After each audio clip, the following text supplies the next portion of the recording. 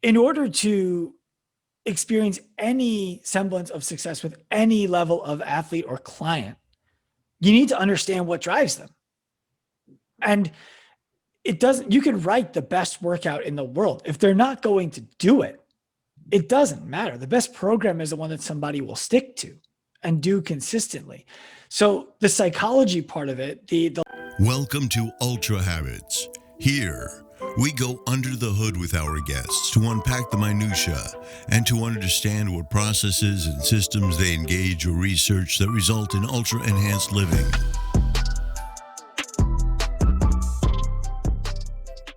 Hey guys, it's RJ Singh coming to you from my backyard, and we are talking about our next guest on the Ultra Habits podcast, who is Dr. Sean Pastuch. Now, I came across Sean on the Spartan Up podcast, where he was the first person I've ever heard successfully challenge Joe DeSena on the topic of pain in a more sustainable approach. Now, our conversation was great. We touched on that, but it opened up into much bigger things. We talked about the personal training industry, how he wants to professionalize it, how he feels there's a disintegration between the PT world, the medical community, the scientific community, chiros, physios, all of the above. And what he wants to do is integrate all the services in a way that really add value and impact for the client, which ultimately is you and me and everyone else that seeks these services. So the conversation was super dynamic. We hear about his entrepreneurial journey, his philosophy on business, on training, on family. We talk about so many things. He's got great energy, a great story, and I'm sure you guys are going to find a lot of value in it. And like always, the show is for you. And so if there's any feedback, any commentary, good, bad, or ugly, please let us know. Peace. All right, Sean, thanks for joining us on the Ultra Habits podcast. I've been deep diving into your story over the last week, and it is super interesting. Like I said, I've gotten quite, I've fallen in love with your raspy voice. It does it for me. So welcome to the show, man. Thank you, RJ. I appreciate it. Look, I want to go straight into it. I want to kick off with this piece that I heard you discussing on the Team Builder podcast around getting fitness coaches, getting coaches to the big boys table. Now, just one of my observations as someone that does the gym and exercises a lot is I meet a lot of young coaches that do sports science or they do some form of physical education in university, and they have hopes and dreams of making it into the big time, aligning with some professional team and, you know, becoming a professional trainer. And I know a lot of these young people end up disillusioned, right? And I think this piece that you discussed on that particular podcast really touches home to how people in the fitness industry need to evolve to get heard and to really add or to be perceived to add value. So I was just hoping we can unpack this piece a bit more about getting coaches to the big boys table. What do you think the inhibitors are within the fitness industry in terms of coaches really being heard and making impact or being perceived to make impact? I love this question. And if it's okay with you, I'd like to give one little preface to everything I'm probably going to do on this show with you today. And that's because we're speaking in general terms. I understand that for every rule that we discuss, there's an exception to it. I want people who are listening to understand that we're speaking to the general rule and that they may be the exception. They may be the outlier. And when we talk about the big boys table, the analogy you're describing came from, I was sitting at Thanksgiving and all of the kids were sitting at the kids table and all of the adults were sitting at the adult table. And if you asked the kids what they were doing, they would tell you it was the most important thing in the world. You know, these drawings that they were making, this game that they had created, it was important. It meant something. And if you ruined it, their world momentarily would have ended.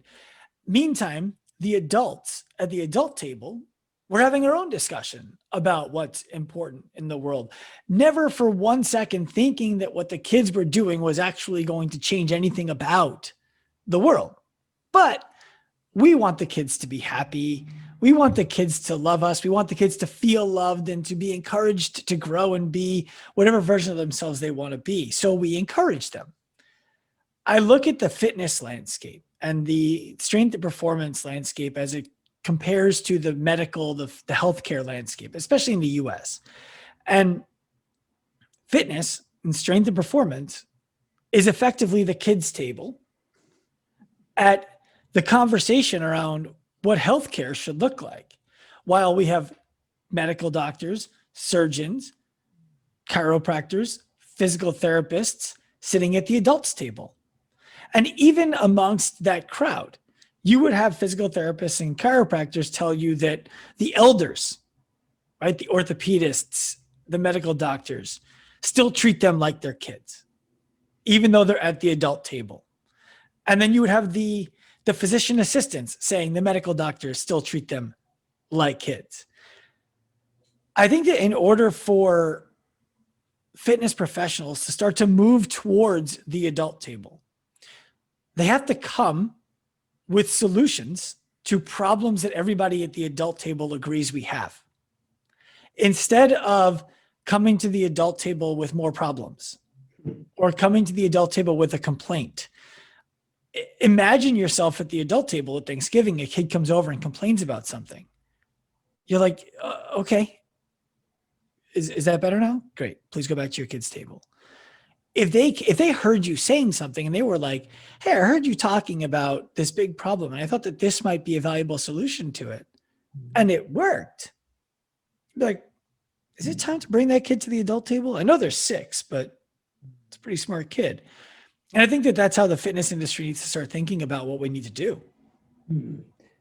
Do you think that because fitness people tend to be quite extroverted and outgoing, and there's a perception issue from the medical community's perspective, like it will take people like yourself that have a sophisticated approach and not this kind of go hard perception of what a PT person is? Like it's about how you manage that dialogue and how the medical community is approached in a style of that particular fitness person, I suppose.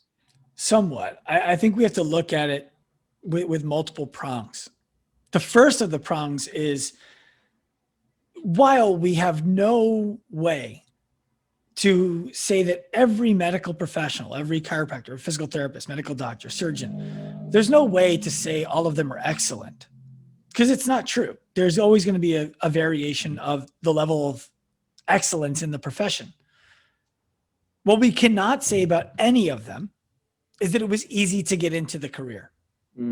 They all had to decide, this is going to be hard, this is going to be expensive, and this is going to be worth it. What they do when they finish, whole different conversation. The gap between the education of the least formally educated health professional to the most formally educated fitness professional is 3 years, down to take this textbook, learn this knowledge, take this test. And I'm not talking about your exercise physiologists who graduate school. Typically, they don't get into the space of training clients. They get into the space of study. It could be as little as a weekend. And now you're supposed to be able to come present solutions to this table of people who've been looking for best case solutions for years through billions and billions of dollars of research, trial and error. And yeah, there's flaws, but that's crux problem number 1. Crux problem number 2 is that when we get into the fitness conversation,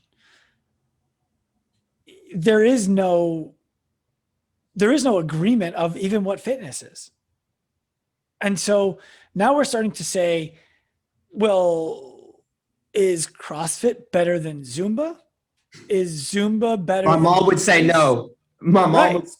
Right. Look, people want to, you look at a company like Jazzercise and everyone's like, Jazzercise, what is they're a company that's valued at more money than a company like CrossFit, which might be a household name.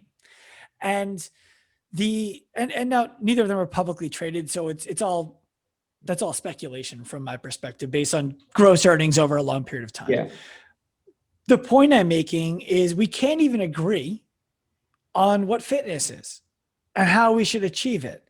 So how are we supposed to come together as a unified group and suggest that we have a solution to play at the table that is healthcare, which is really where everybody wants to be thought of? That's what fitness wants to be thought of.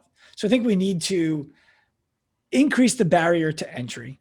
We need to make what fitness can do more valuable. Mm-hmm. We need to recognize that fitness is in the middle of an inflection point in its history, and it's cleaving. We're going to commoditized fitness and then towards coached fitness.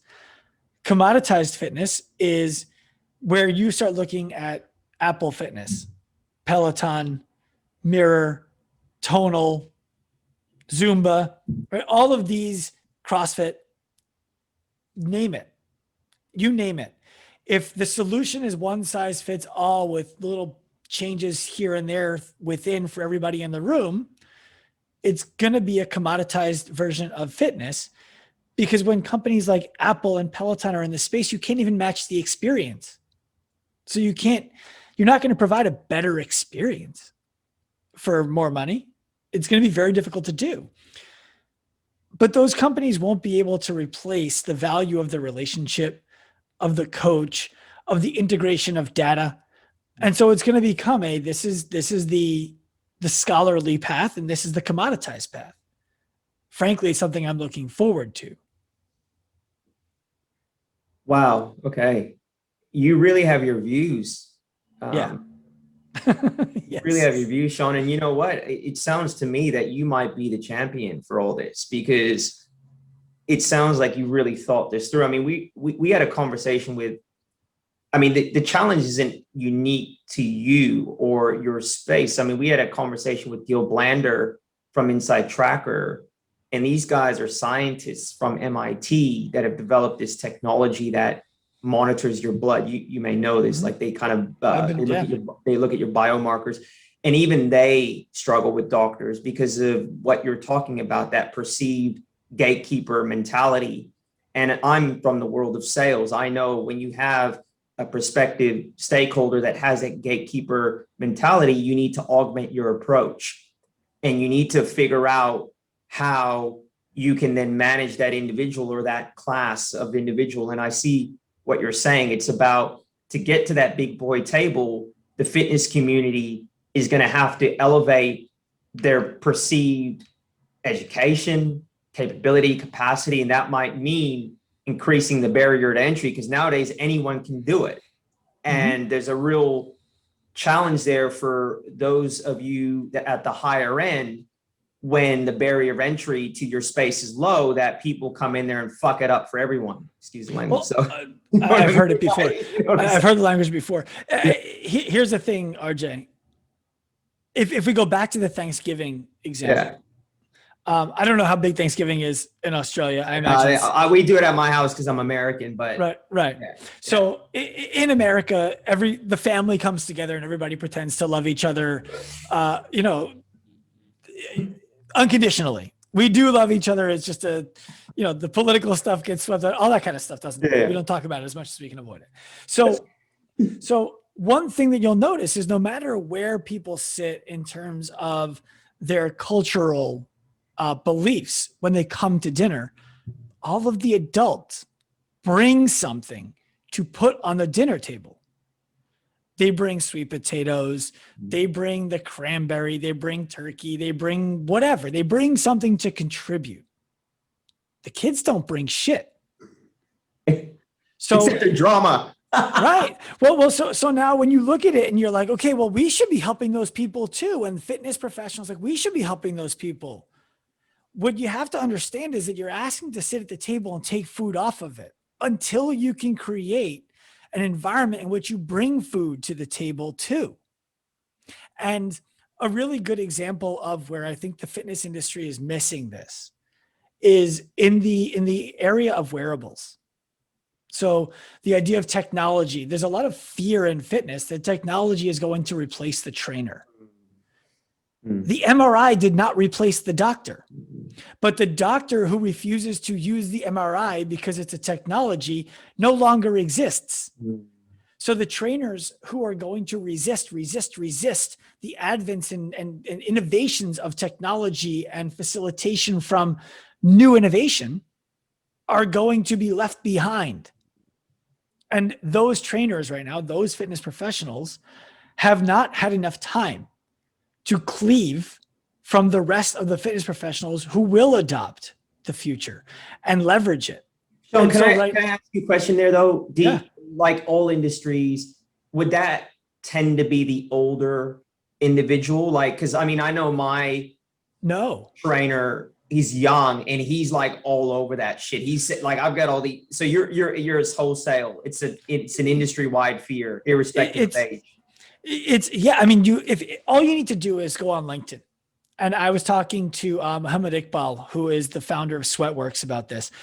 And he and I were discussing how sad it was when all of these franchisors who run a variety of franchises of fitness chains around the world celebrated when Peloton's stock took a dip when the vaccine was announced. And it was just, it was an immediate understanding that there's fear that the pie is small and that we need to keep our piece of it, instead of the understanding that you now don't have to do that part of somebody's fitness.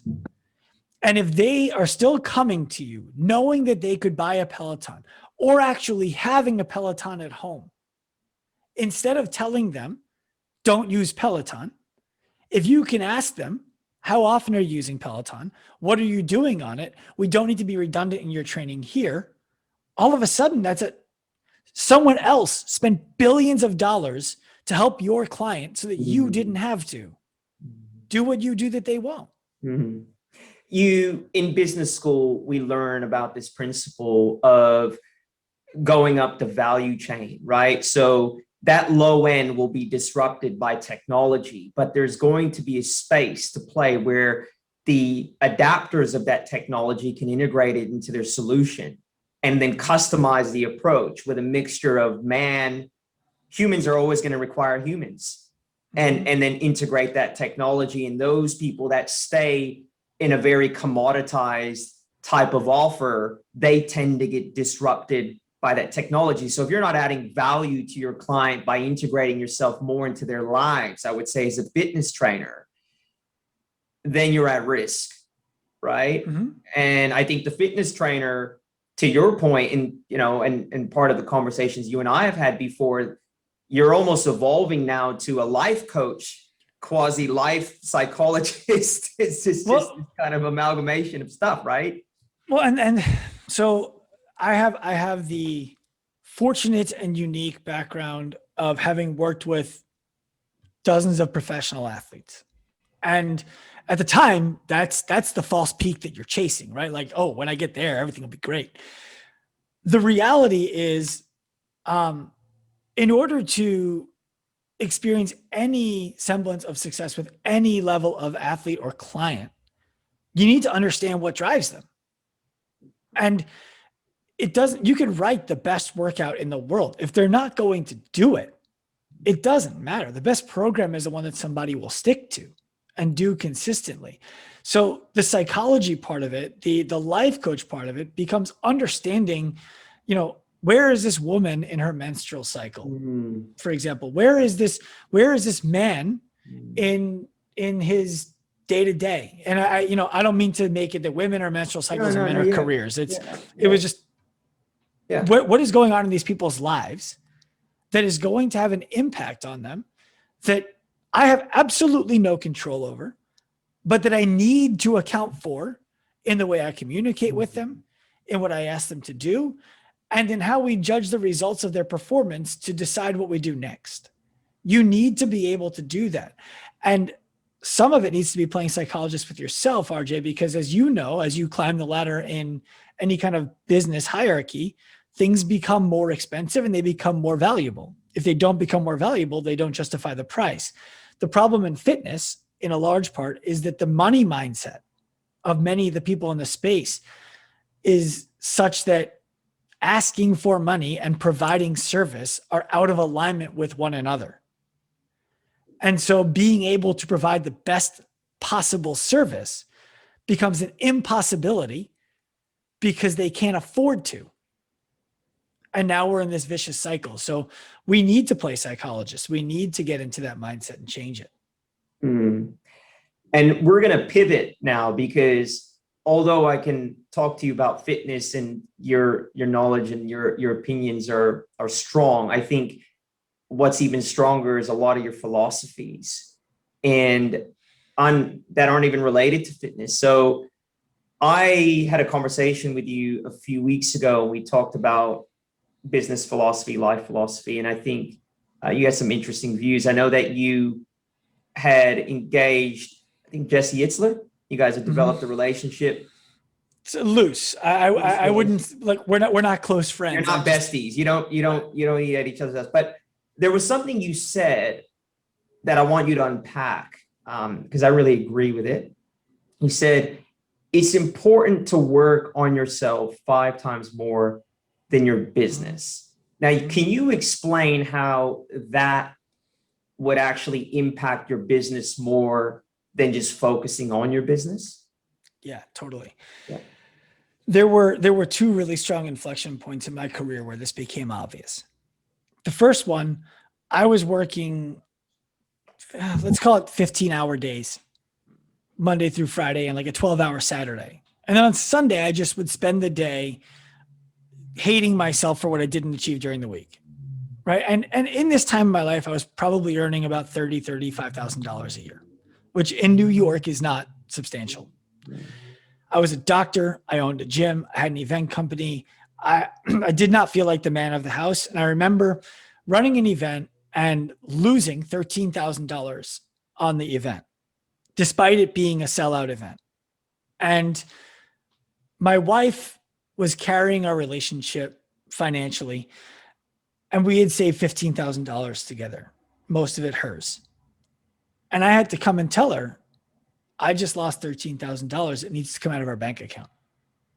And I went into the kitchen, and that's the last time as a grown man that I cried about something that wasn't somebody dying or a life event, if you will. It was just, I had met my version of rock bottom. And thankfully, my wife supported me through it. She's like, "You're my penny stock.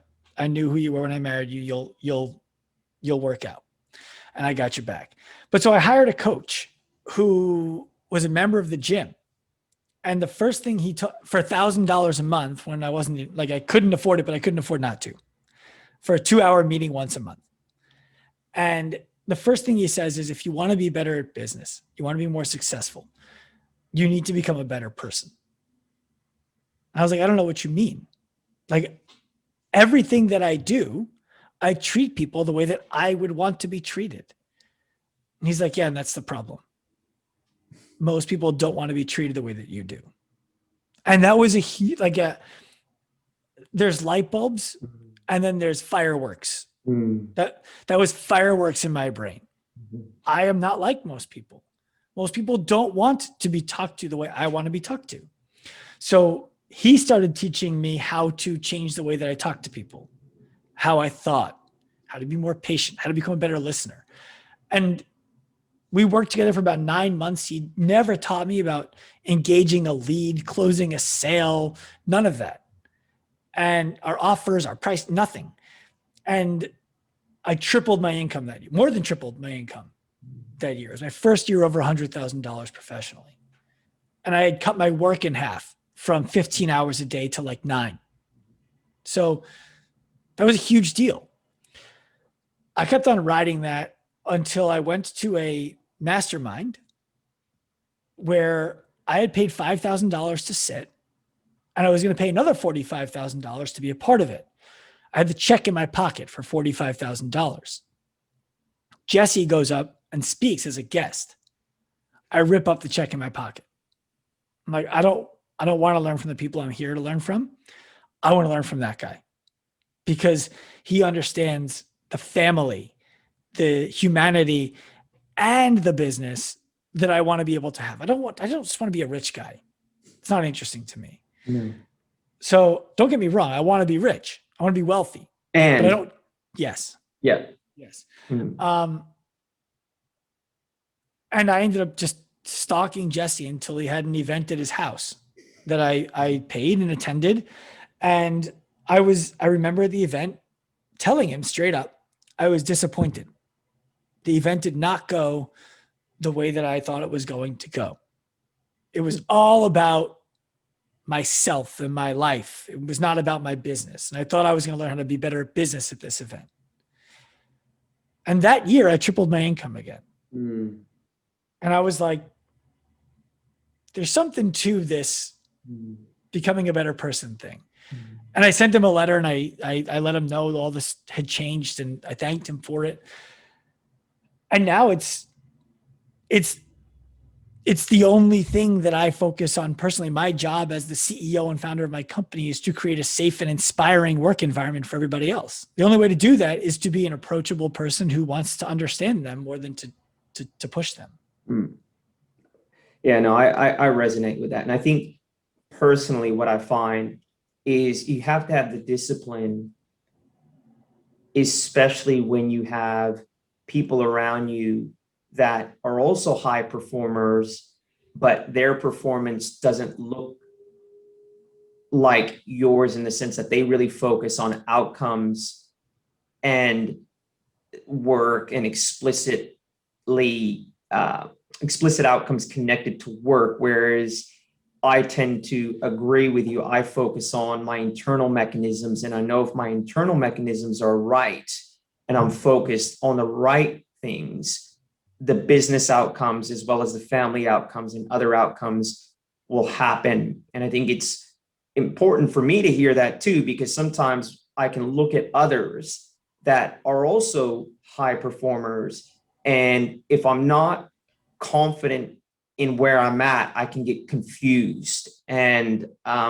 it's really good to hear you say that, because I do resonate with that. So I want to talk about your confidence. So this was something that came through on one of the podcasts that I listened to. And I like that story about the charcoal painting on the wall. And can we talk a little bit about that painting and what it is and how it relates to that story of confidence?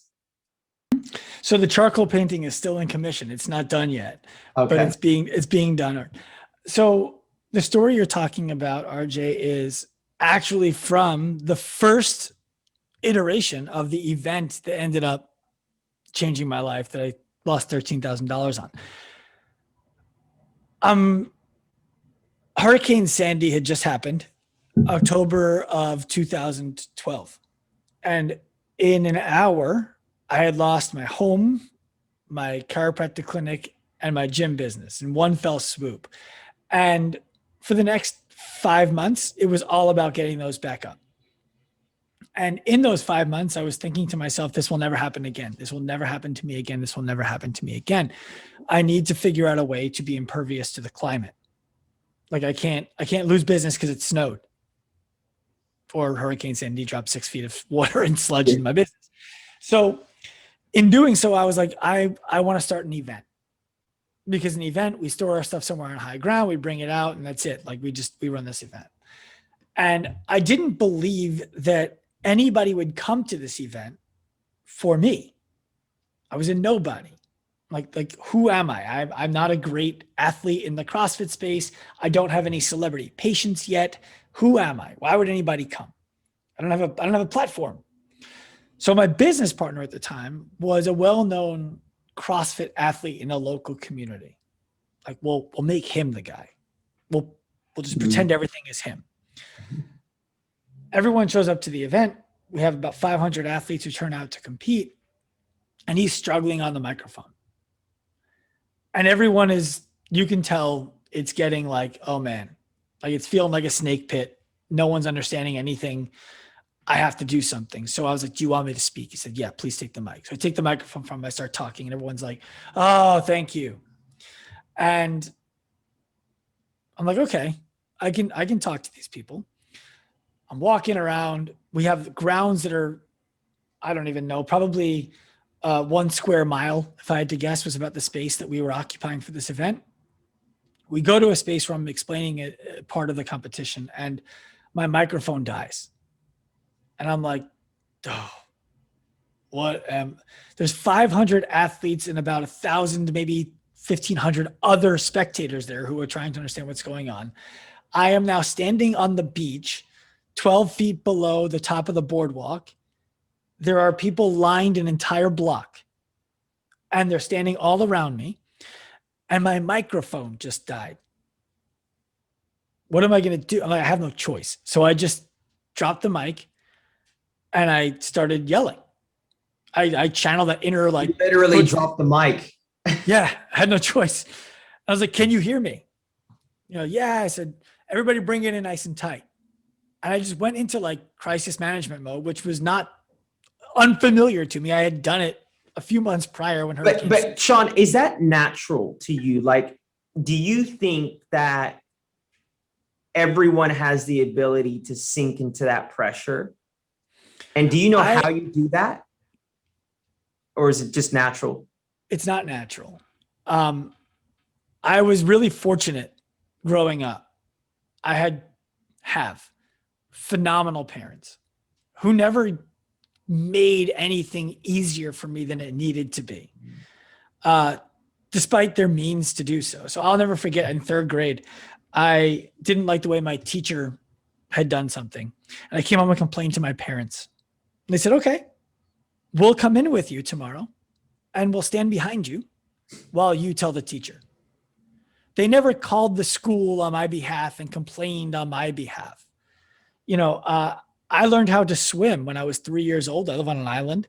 I learned how to swim when I was 3 years old because my mom said, throw him in the deep end. And they were like, what if he drowns? She's like, you're a lifeguard and you can stand. He's not going to drown. He's not swimming in the shallow end because he can stand up anytime he wants. Stop making it so easy for him.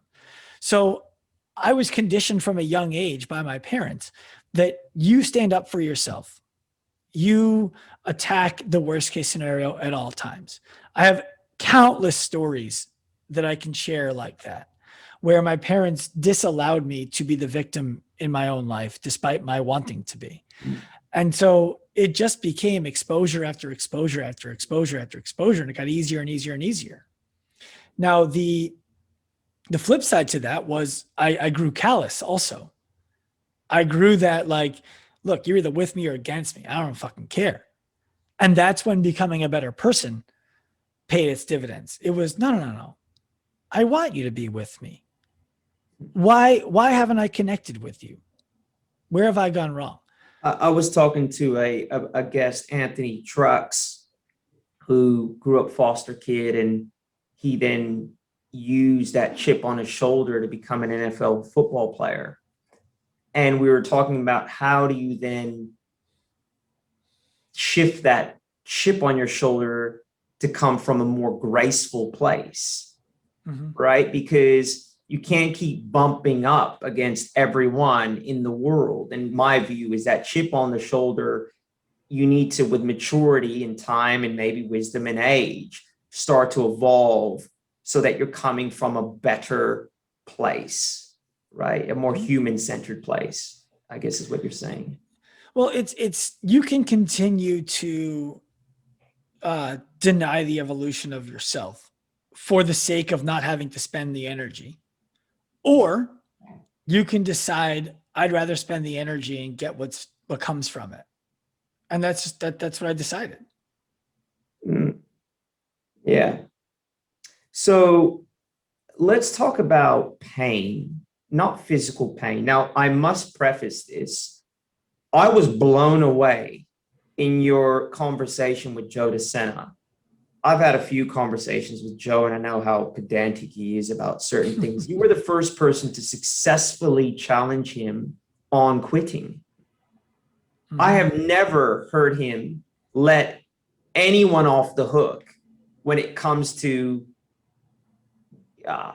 the easier way or quitting, but you were able to frame that conversation in a certain way where he relented. Now, one thing you said, which I'm going to paraphrase, you said something to the effect that sometimes we do the stupid thing of continuing with the harder way because we're almost I've lost the words, like we're almost dogged in pursuing that route at our own expense. And you almost were able to articulate it in a way where quitting is actually the harder thing, but the right thing to do, if that makes sense. Yeah. And then conversely, I want to talk about how on the other end of the spectrum, people then do obviously use pain within their narrative as a means and an excuse to say, oh, look, Joe can't do that. He's got I've got a sore knee or whatever. Can we just talk about pain, not so much on the physical sense, but more so on the psychological? Yeah. And I think that it's directly tied into the quitting that you're describing. When I was growing up, there were 2 words in the house that had 4 letters that I wasn't allowed to use. Can't and hate. That's it. Right? Like that, and it's the same for my kids. Can't and hate. The reason for that is there's always a way. And the mistake that I think people make when they do things like the ultras that Joe does, like really hard workouts, like Navy SEAL training when you're not trying to get into the Navy SEALs. All that stuff has a value and a purpose. You need to preserve that purpose when you do it. And I like to say tough people make tough decisions. They don't do hard things physically. When you're working, I had to learn how to do this when I was working with elite athletes whose job it was for me to keep them from getting hurt. The most valuable ability of any athlete is availability. And so my job is to make sure they still had that. And part of that was to say, when you get peer pressured into doing that stupid thing, you just say no. You're not going to do it because it doesn't align with your intent for getting into it in the first place. And that is where I think the pain comes in, RJ, because that's a painful, really short phrase just to say no. That's painful because at risk is, what will people think of me? What will my reputation become? What will I think of myself? Is it a slippery slope to becoming a quitter all the time and just always taking the easy road? What does this actually mean? What am I deciding about right now? And being able to steep yourself in the pain of that decision because it is the right thing to do in the short term, even if it hurts, for the intent that you were doing the thing for the long term.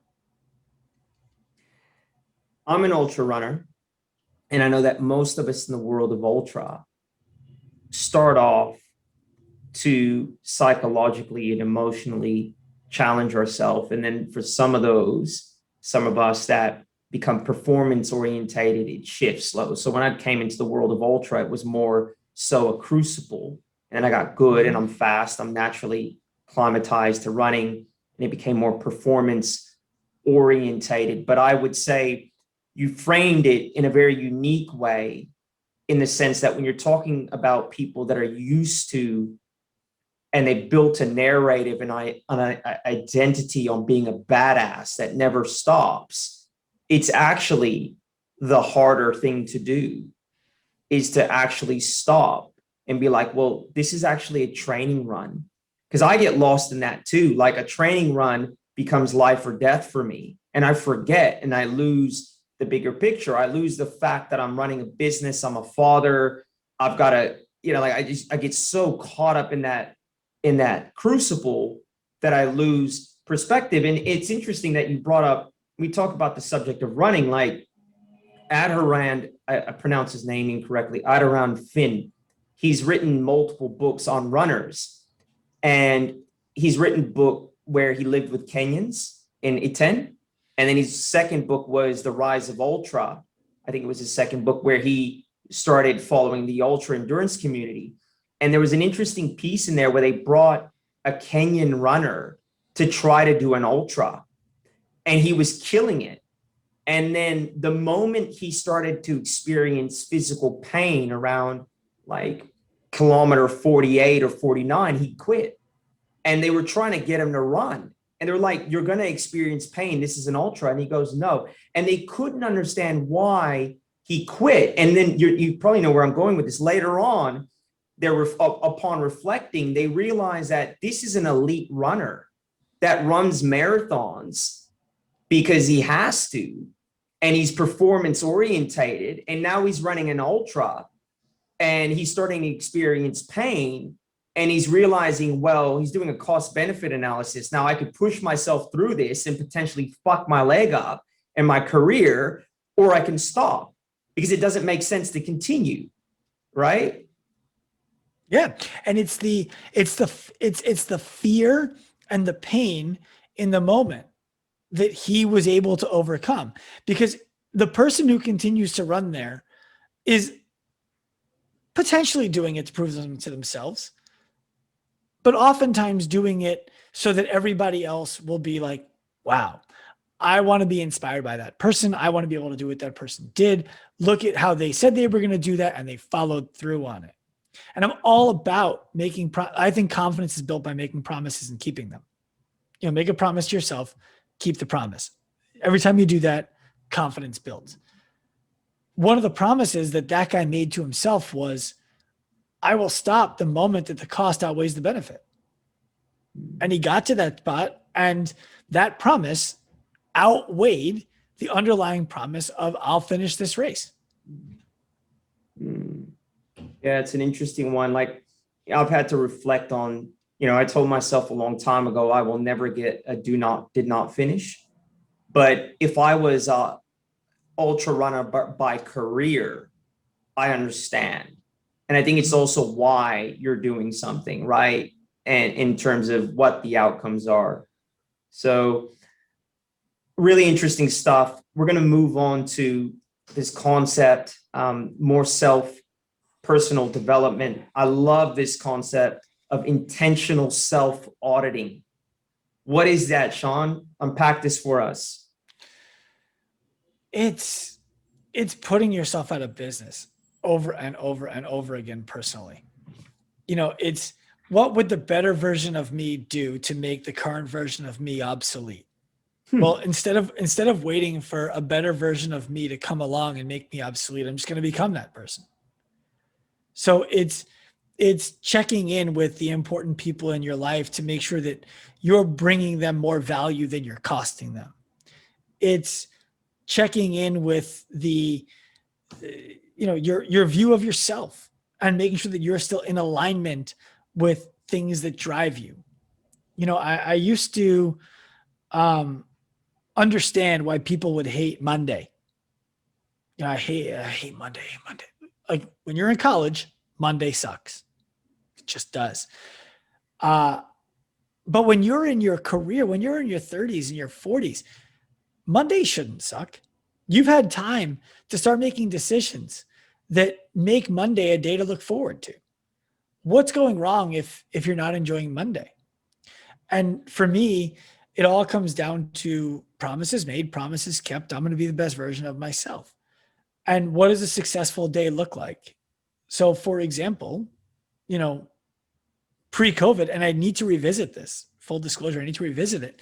Pre-COVID, the perfect day was, I'm home at 5:30, walking on the boardwalk by the beach in our town with my wife and our kids. And I'm thinking about walking on the beach with my wife and my kids. That's it. That's a successful day. What must happen for me to get to that? I need to accomplish the goals for the day. I need to know that the things I didn't finish are in process of being finished, because my brain likes to check boxes. It likes to say this is done. So you can go about that one of two ways. I'm going to try to convince myself that checking boxes is unimportant, or I can design better boxes to check and have a metric of success that requires all of those boxes to be checked in order for me to live the life that I said I want to live. And that when I look back at it, I do want to live. So to me, it's as simple as that. And I have a personal mission statement that I read every morning before I do anything. And if it doesn't make me emotional, if it doesn't give me goosebumps, I change it. Change one word of it, change the tense, change anything to make it better match what my actual desires are so that I can constantly be pointing myself towards them. The conversation that we initially had really went to family and being a husband and being a better man. And it's something that I want to talk to you about. There was a theme in your previous podcast around sharing your vision. Now, you meant it more in the business context, but I then tied that into this concept of really over communicating, which you talked about as well, which I believe wholeheartedly. And so I think those two really go together, irrespective of whether it's your partner or your business. It's, over communicating, sharing your vision. To me, it's kind of one and the same. And I then, I was listening to this podcast you did with your wife, which was amazing. I think your electricity shat itself when you guys had nothing to do. So you interviewed her about postpartum depression and issues that she had after your child's birth. And so I just wanted to talk to you a little bit more about your philosophy on your relationship with your wife and kind of communication, over communicating, sharing your vision. You've included her in a lot of dialogue about your journey in a very thoughtful way. There was a piece there where your wife felt she wasn't contributing. I think you guys decided to pay off her student loans, and you said to her, no, you are. Like, we're a fucking team. And I really like that. And I really value that, because I think that, I too have a wife that sometimes questions the value she brings when she's working her ass off at home with the two kids, which is fucking hard work, man. I'm there for like an hour. I'm like, fuck, let me get back to the office. You know what I'm saying? It's like fucking head spinning, right? So let's talk about your relationship, bro. Like, and how do you keep it the way it is, My wife is the most important person in my life. And the reason for that is because I see her as an irreplaceable person in my life. She makes me better at everything that I do. What would happen if she wasn't in my life? I'm confident I'd figure something out. But the fact that I don't have to, because she is, brings so much value to everybody active life touches, because it allows me to stay focused on what I'm supposed to do at work. Now, there was a time, it was wild to me that she felt like she wasn't contributing, because she has a robust career of her own that she's retiring from, by the way, in June. But the fact that she hadn't considered that the work that she was doing all of those years allowed me the latitude to build this with less risk, less fear, never crossed my mind until she said it. And to me, I believe that if that relationship is good, if you're married, if the relationship with your significant other is good, you start the day different every day. I'll never forget going to one of my friend's bachelor parties, and we weren't allowed to tell his fiance that we were going to a strip club. Oh God. Which was weird. It was like, this is weird. My future wife, then girlfriend, dropped us off and picked us up. She puts me in check. She holds me up. She makes sure everybody knows how great she thinks I am. And her belief in me helps me believe in myself. So to me, the big vision that we need to be talking about is our life. And then the smaller vision is how the company fits into that vision. I've had numerous partnerships break down. And every time the partnership broke down, there was a common thread. I did a poor job communicating my vision for where we could take the partnership. And so when I would start to do things in the direction that I thought was important, it would be at odds with the way that my partner wanted to move at the same time. And we never understood each other because we never discussed clearly, where do we want to go and what are we willing to do to get there? There's a lot of assumptions, right, made. Of course. What do you mean you don't want to scale the company? Well, like the first time someone said that to me, I'm like, mind blown. It never occurred to me. I'm like, you thought it was just gonna be the two of us forever? What are you talking about? I don't even like doing this. I like helping other people do it. So it was like, I'm doing it now to prove that it works, but I don't like building widgets. Yeah. Someone else likes building widgets. I'm going to help them do it. Yeah. So, with my wife, Kimberly, we talk about what we want to do all the time. Recently it was, we'd really like that house that's 2.5 blocks away and 3 times as expensive as our house. I don't really feel like doing that right now because we're in this transition point in the company. It's just not, I don't feel as stable as maybe she thinks I feel. Yeah. So it's your confidence, bro. You got to, that's the problem. People are reading your confidence, right? Yeah. But so we're redoing the house we live in. Yeah.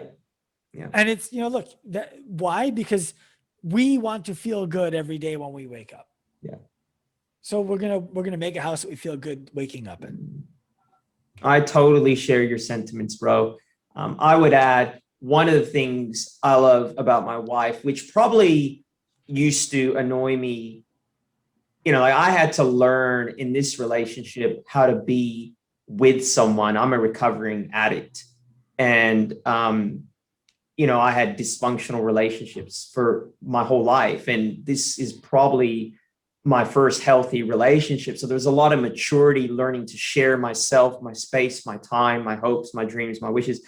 And as a typical American, especially in Australia, I take myself very seriously. Americans, we take ourselves very seriously sometimes. And one of the things I love about my wife is she doesn't take me all too seriously. Like she doesn't drink the Kool-Aid. You know what I'm saying? I might come home thinking I'm a fucking superstar and she's like, how that goes, bro. So it just kind of brings you to earth, right? Yes. Yeah. No, I'll come home. So right now, one of the things that I am working my ass off on is creating an environment in the United States and Canada where health insurance companies will pay professional fitness trainers to provide services to their clients. Right. Which is you want to talk about a cataclysmic shift in the way that healthcare and fitness are looked at, that would be it. And I'll come home after making what I think is you're talking pound the chest. Like I am the man today. I come home and my wife is like, we need dinner. So I need you to cook that sunbasket, and Camden has shit in her diaper. Please change it. I'm going to take care of this. And I'm like, yeah, totally. Or I loaded the dishwasher incorrectly. Can you reload it or some shit? Yeah. And it's not that she doesn't celebrate my success, because she celebrates my success. It's just like, yeah, that's great. Like, save healthcare, babe. In the meantime, can you change that diaper? 100%, bro. I think some of us need that in our lives, and definitely. If I can speak to that a little bit deeper, recently, my wife and I did, for the second time, and I recommend this to anybody who's married, who's in a good relationship. We hired a relationship coach. Yeah. And we didn't wait until things were bad to do it, because we're more open to criticism and change when things were good. And the most recent one that we hired, her name is Lex Martinez, on Instagram at that sex chick. she taught us how to be really, really, really vulnerable with each other. And I'd never been that way with anybody in my life, including my wife. And in doing so, everything got better. Yeah. It was like I didn't have to hide anything from anybody at home anymore. Yeah. Down to like I think I might like it if you did this in the bedroom. Yeah. I've been ashamed to ask you to do this. Why have I been ashamed to ask you to do this? And I'm just so grateful that I have a woman at home who is open to growing with me. Mm.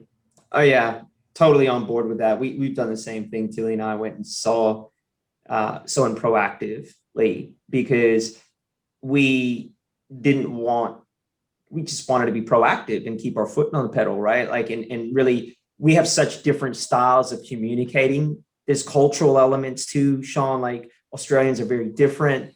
You know, even their tonality is different. So she could say things that I'm thinking she's complaining, but they have inflection. It's just, there's a real subtleties in even the communication style and cultural style, which created lots of teething issues, and we needed to be proactive. And yeah, I think having that external party for relationships that are good, you just go strength to strength, right? So instead of waiting to go to shit, it's this whole preventative care. It's like going to the PT, right? Like, you know what I mean? Like, yeah. Well, you know what? I'd push back on the preventative care thing a little bit. And I think that this will be helpful for people to think about. It's preventative from a symptomatic perspective. It's not preventative from a dysfunction perspective. We are functioning less than optimally in areas of our life. And having somebody point those dysfunctions out to us and help us improve on them prevents us from having so much dysfunction that we experience symptoms.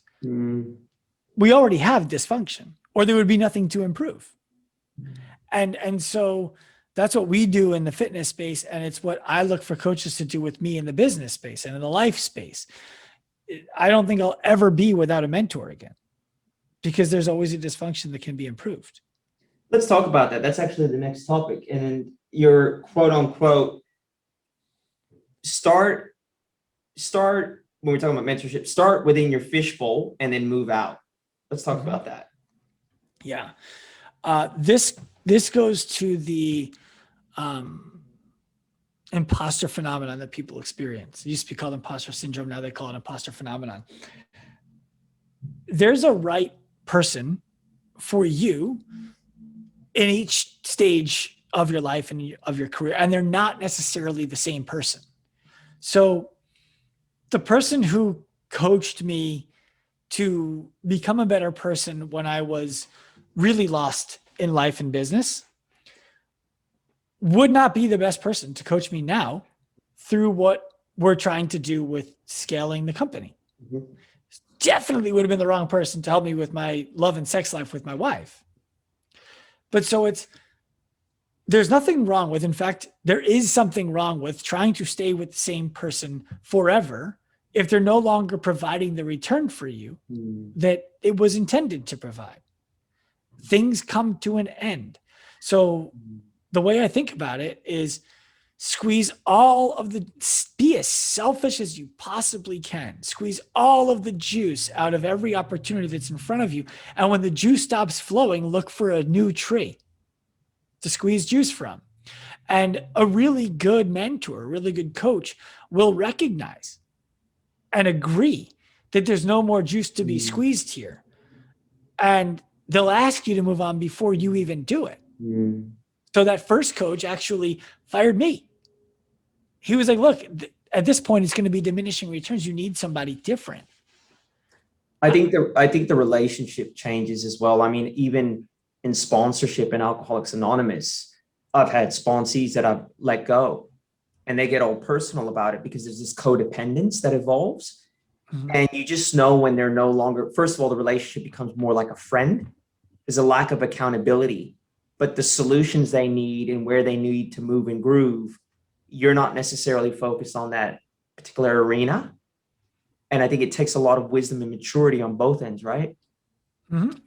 The hard thing on the person, if you are the mentor, because I've been both the mentor and the mentee.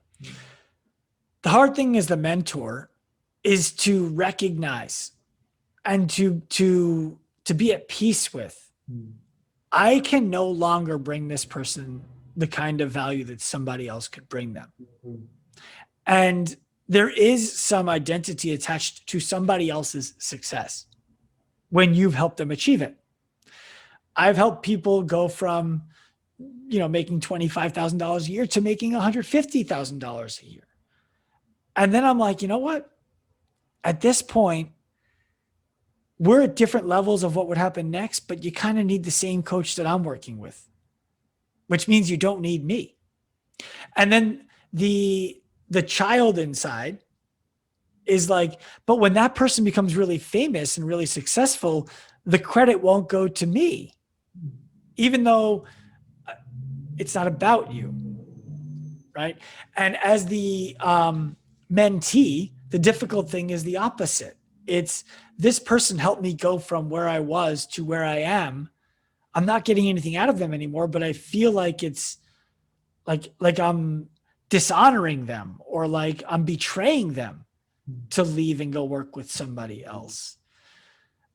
And I just think that if both sides of the operation are mature enough to understand that it's not about them, that stuff goes away. Yeah.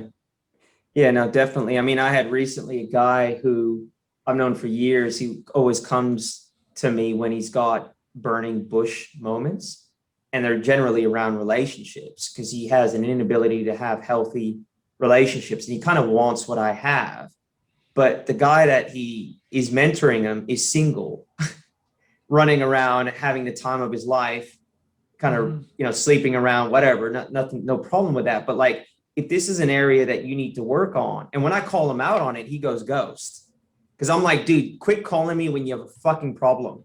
Like, if you really want to do this, we need to get in early. I don't want to be your fucking 23rd hour psychologist, right? Like, if this is an area of your life you really want to shine a light on, stop hiding from it, and let's actually get to work, right? Because yeah, I mean, I think you're 100% right. Like, we evolve. There's new areas we need to focus on, and people have particular areas of strength and focus, right? Well, it's I don't want to keep fixing the pothole.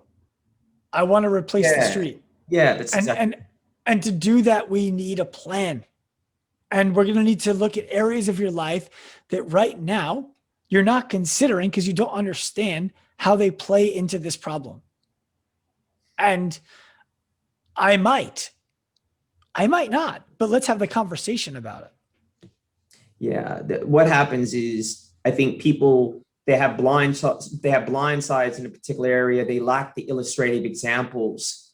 And that's all we're doing as mentors, right? We have the illustrative examples, and that particular component that we're focusing on, the runs on the board, the illustrative examples, pattern recognition as well. I think there's a lot of that. Like, as a partner with your wife, like there's a lot in being a good partner. And a lot of that is also really coming into flow with your relationship, the patterns within your relationship, and being able to kind of see how that plays out. And I find that's kind of what's helped me with other men that are in relationships as well, is kind of recognizing what's playing out in my own relationship in what they're going through. Right. So, yeah. It can become problematic socially. When I love being a dad, and I love being a husband, and I hate going to my kids' events because I don't want to hear other parents complain about their life, about being parents, about being husbands. I'm like, yo, go talk to somebody about this and fix it. I'm not going to commiserate with you. And I've had these conversations with people where I remember once vividly going to my daughter's daddy-daughter dance. And this dad comes over and he's like, oh man, when does this thing end? I'm like, I don't know. He's like, oh, he's like, hey, can't stand doing this stuff. Long day at work.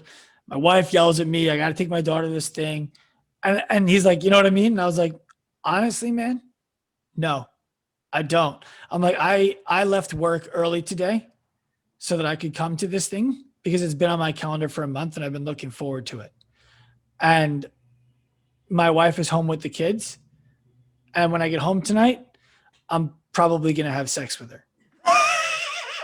He didn't I like was that. like, no, well, he was taken back, and I was like, I don't relate. I'm sorry. And that's part of the chip that we talked about earlier.